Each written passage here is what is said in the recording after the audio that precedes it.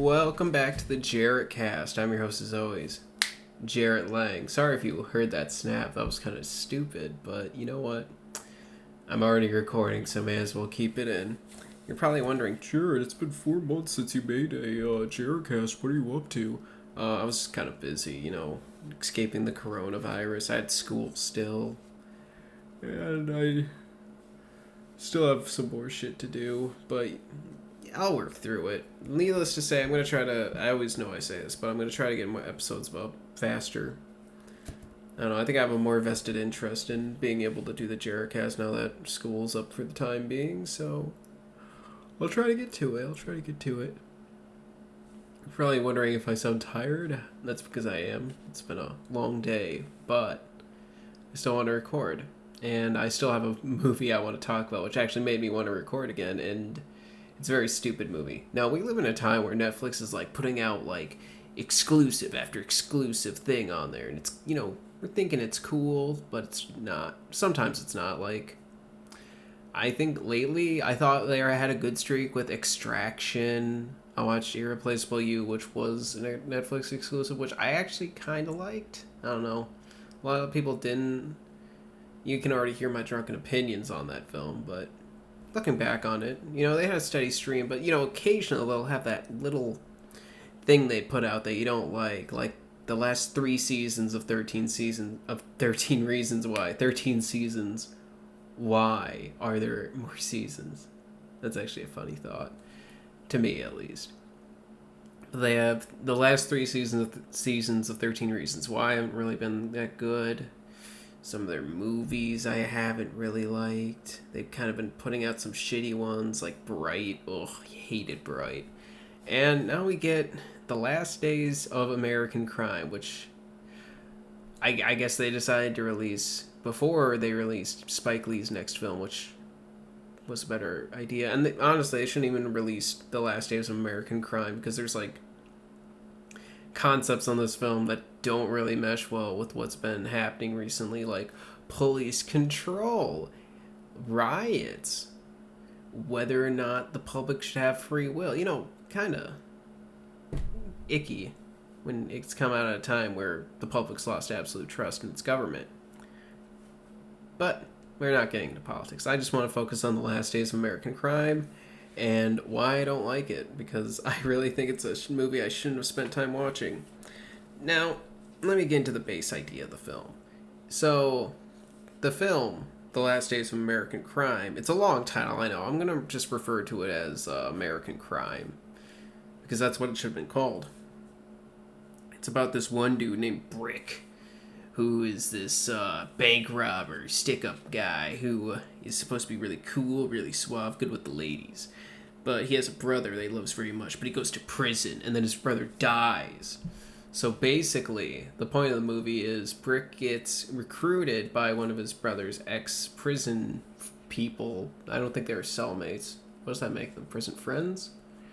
But prison friends can be something else. So he's a prison person. He's a person in the same prison who wants Brick to do a job for him to take down the system. Well, not to take down the system, but basically to give a big FU to the system, because the American government is going to deploy this thing called the Pulse, which basically if you commit a crime, this pulse comes out and then you can't, you'll stop committing the crime. But that kind of has issues with it, where, there's public trust, whether or not they're going to just use the pulse on crime. What if they use it in protests? At least that's what I thought of watching this movie. The whole bad thing about this movie is the plot just doesn't go anywhere interesting. First, we start out with what could be a good heist film.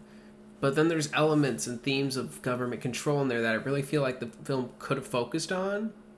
And they kind of do. They kind of hint at, because the government's kind of being shady about everything because they're not letting people leave. They don't really touch on it that much. It's just the government's being extra shady, but these people are really just focusing on their crime when, I don't know, it just takes focus away from something that I really feel like the film could have focused on. And the actual heist aspect is pretty stupid, because the way the film goes out, it doesn't work, because they flip-flop from what they want to focus on to something else. It just doesn't work.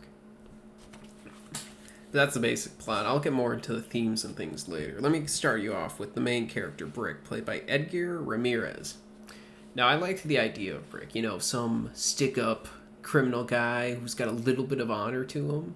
Not too much, but enough that it makes him better than the people around him. I like anti-heroes like that, except he's just not that good at being an anti-hero. The film starts out with this bathtub scene with him. Now, he's not in the bathtub. It just has a bathtub. And he starts out, like, stern and cool, but it kind of just breaks up as the film goes on. Because, you know, they start out thinking he's interesting, then he just ends up being a lackey for most of the film. And whenever he does make a decision, it just doesn't really matter, and it's kind of stupid. He just acts really, like... And I don't blame the actor on it. He just acts really like he's supposed to be this stick-up, like, professional guy, but everything that keeps wrong, like, everything wrong that keeps happening to him is kind of his fault. And if it isn't his fault, then he could have easily... Like, if he was actually good at his job, he could have played his cards better, but he didn't. So it kind of just defeats character. Now, when it comes to the actual acting, Edgar Ramirez tries his best. I really don't think he had enough time to prepare for the role. I've never seen him in anything else, but in certain parts of this film, let me just put an emphasis, it's American crime. So they're based in, like, Seattle. I think it's Seattle, actually, because they have to... One of the key plot points is going up to Canada. And you can't really do that if you're not in, like, a border state. Not country, state. But he wants to go up to Canada. But the main actor, Edgar Ramirez, he isn't American. That's nothing wrong with that. He probably just didn't have enough time to prepare for his American accent because he doesn't sound American. Like, there are various points in the film where his accent breaks down. You can hear, like, the little bit of a Venezuelan accent in there, and it just doesn't work. Like, it kind of takes me out of the film. And then we got our second main character, Kevin, played by Michael Pitt, who isn't actually related to Brad Pitt, and I'm kind of sad that he isn't, because I'm pretty sure Brad Pitt wouldn't have told him to do this fucking dumpster fire of a movie. But he plays this guy named Kevin Cash, who's this son of a major mob boss, but he wants to do this American, like, this last American crime, so that way that puts him in, like, the legendary status of the American gangsters. But he's just annoying. He just plays this, like, stereotypically, like, overly hot-shotty criminal where he, like, poses with his guns in the mirrors. He goes dual wield instead of single fire, which doesn't actually work realistically. He does all this stupid stuff where he acts like he's really smart, but you can tell he's not. And then he, like, just acts very... like, non-professional criminally, and I guess that's supposed to be his character, but then at the same time, he's supposed to be this leader, and I really don't feel like he would be the leader of this heist crew if he wasn't smart, if that makes sense. I don't know, I really just feel like he could have been played a little better. Maybe Michael Pitt didn't have enough time to prepare too, but we'll see. Oddly enough, this isn't the last time he's filmed a film that had Last Days in the title. He also did the Kurt Cobain biopic, which I actually liked, so I was kind of sad to see him not act that well in this one. But I'll mostly blame it preparation. Then we have Shelby, that's hacker chick played by Anna Brewster. I think this is one of Anna Brewster's first actual film roles, because I've never seen her in anything else. She plays this hacker that is kind of seductive and very, like, suave, and I'll get into plot points about her and Brick later, but, like, she has to have chemistry with Brick and Edgar Ramirez's character, and it just doesn't really go that well. And that might just be due to her lack of acting, like, I wouldn't say ability, because she could probably be a good actor. There were parts in this film where I thought she actually did try pretty well, but it's just, like, the writing just isn't up there, so... And I don't think she had good chemistry with Edgar Ramirez's character, because they just didn't work in the film. So, let me get to the last kind of top-billed guy, but you're not going to see him for that much of the movie. And it's Charlton Copley. Now, if you don't know who he is, you've probably seen him. He was in District 9, he was in Chappie, he was in Maleficent because he played that one prince who became a king. He was in the A-Team, he played the helicopter pilot guy. That's all the ones I can name off the top of my head. But you've probably seen him in something. He was in Hardcore Henry. He was a big part of Hardcore Henry, actually, because he was the scientist guy that also, like, hopped bodies. It was cool.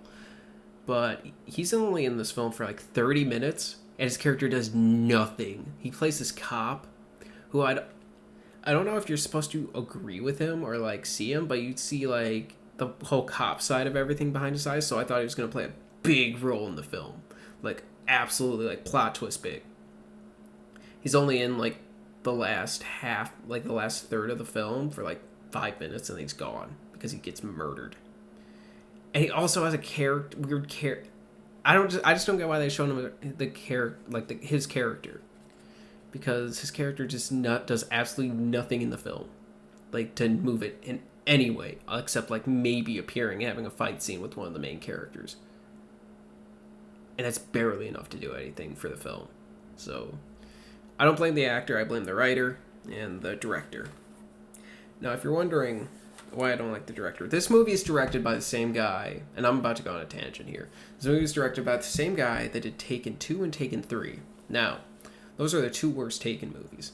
Taken 3 was filmed with useless edits, terrible cuts. There's this one scene in the movie where Liam Neeson's character is trying to climb a fence. They do like 14 different takes. It's terrible. So I blame him on this movie's lack of good editing, direction, and maybe a little bit on the script writing process, because I don't know how much process he had in it, but he chose to put this film out. And he definitely could have tried hard to make it better. As for the unnecessary cut part, there's a lot of that in this movie. At one point, I'm pretty sure I saw at least like 3 separate cuts that didn't need to be there in one of the film's 2 terrible sex scenes. And, you know, I'll be honest, it's probably hard to film a sex scene, but I've never... I'm not an explicit judge of sex scenes, by the way. It's nothing I look for in a film. It's not like I... Okay, now I sound stupid. If a sex scene is shot badly, it's really easy to see, because there'll be too many unimportant takes, less focus on the actual point of the sex scene, because having a sex scene in a movie just for like, oh, this movie has sexy scenes is stupid. If you're using sex to move a film, it should at least have some importance to the plot, have importance to the main characters, or have something representative for the film itself.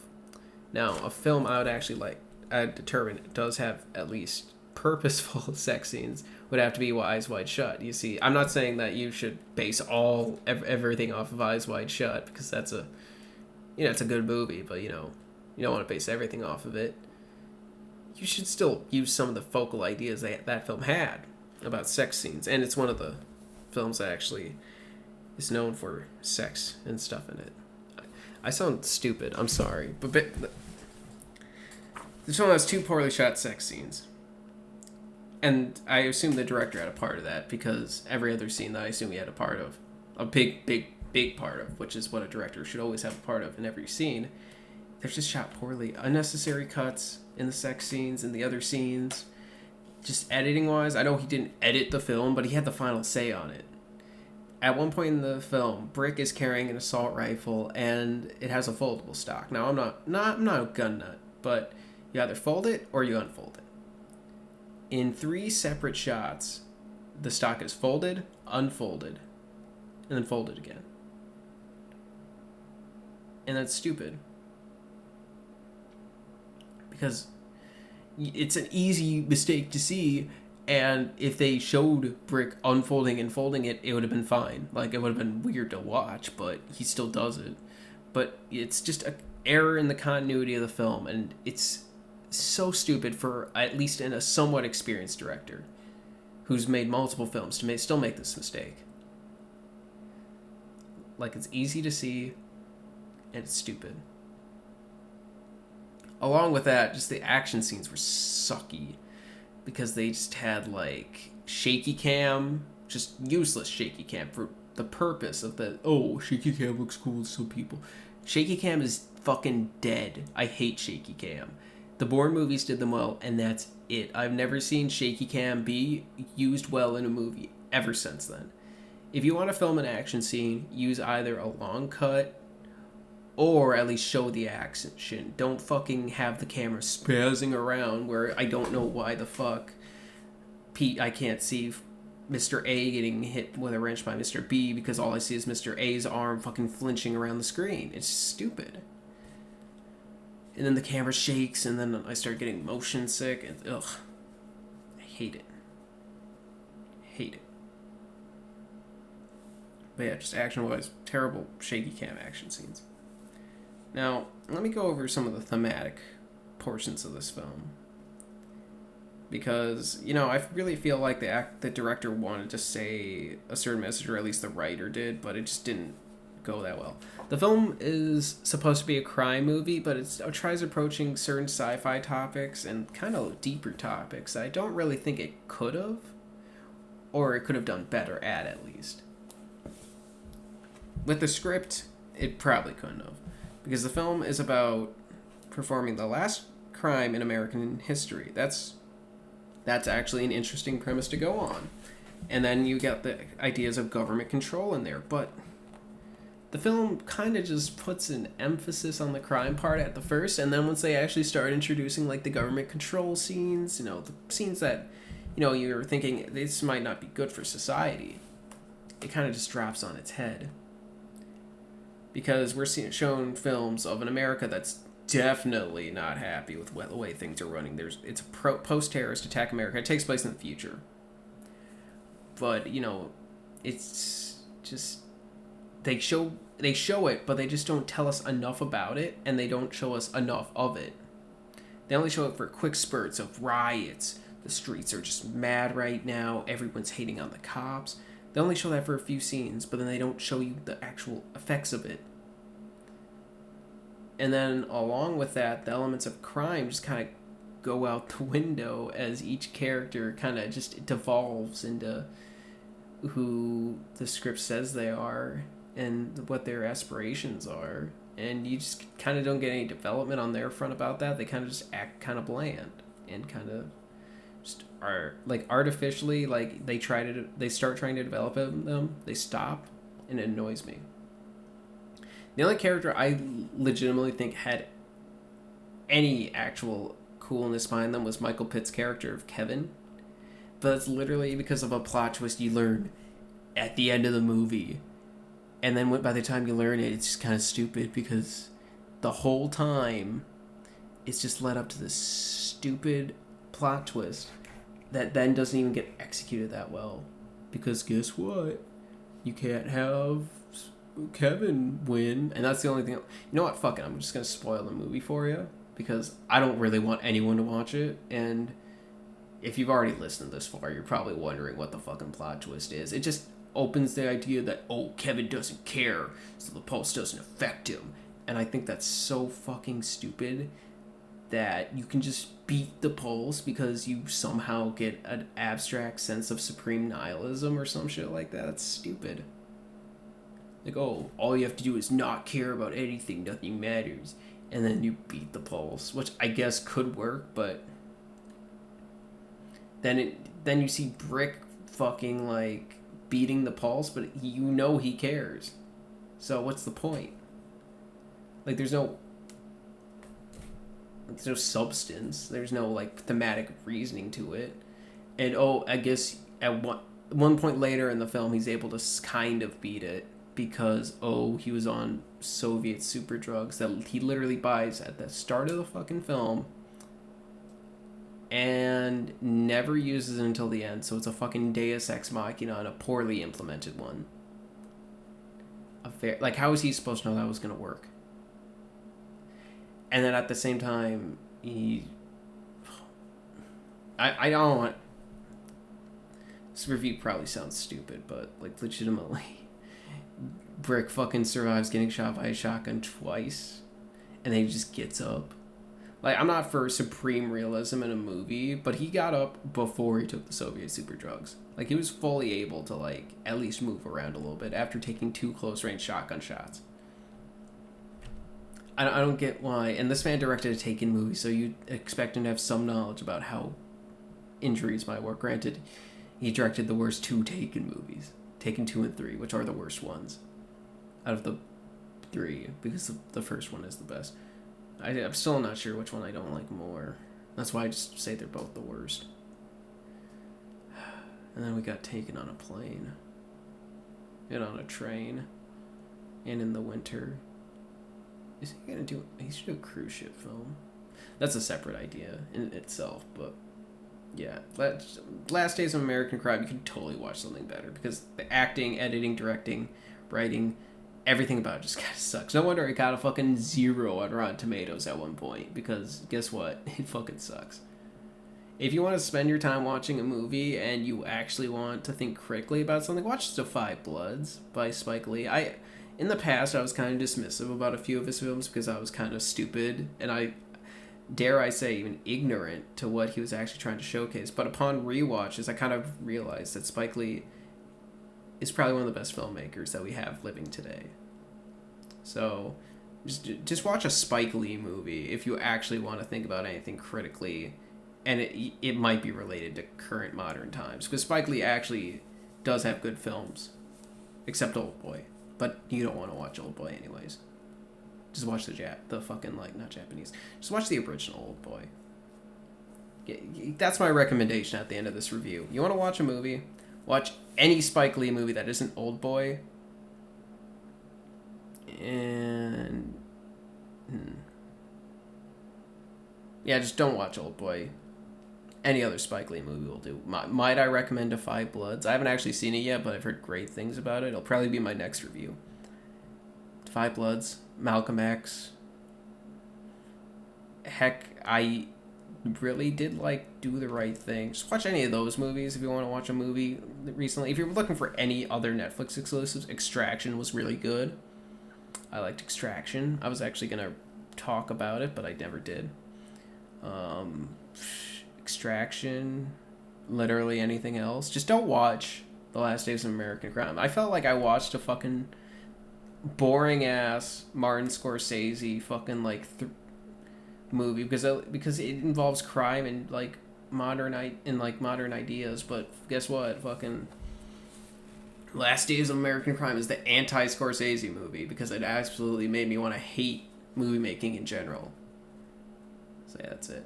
Sorry I rambled on for a little bit. I'm still kind of tired, but I just wanted to tell you to not watch Last Days of American Crime. If you're looking for any updates, I got merch on Teespring. So just talk to me, and you could message me. I don't fucking know. I don't even know if anyone who listens to this is gonna buy Jarrett Cast merch. I mean, you could. It would help me out a lot. I didn't design the logo. A friend of mine in high school did. But it would definitely help me if you bought it, because I could use the money for literally anything. Like food, better equipment. Maybe I'll buy a video camera one of these days. Who knows? Just if you want to buy Jarrett Cast merch, ask me about it. I'll send you a link. I'll even try working up a discount with the Teespring people, because if you want to get it, you can. And I don't want people to pay too much money. So yeah, that's that. Thanks for watching. I'm sorry this Jarrett Cast might have sucked for you, but I legitimately just wanted to ramble on about The Last Days of American Crime for like who knows how long. And also to get a new video uploaded. The next one will hopefully be of higher quality. And then after that, even higher quality. And then after that, maybe even higher quality. We'll see. I'll probably just post this to SoundCloud at first, and I might do something special with the audio. Who knows? But at the moment, thanks for listening, or watching in case I make this into a video. Thanks for listening to the Jarrett Cast. I'm here as always, Jared Lang. I'll catch you next time. And maybe that wasn't a good ending. I don't know.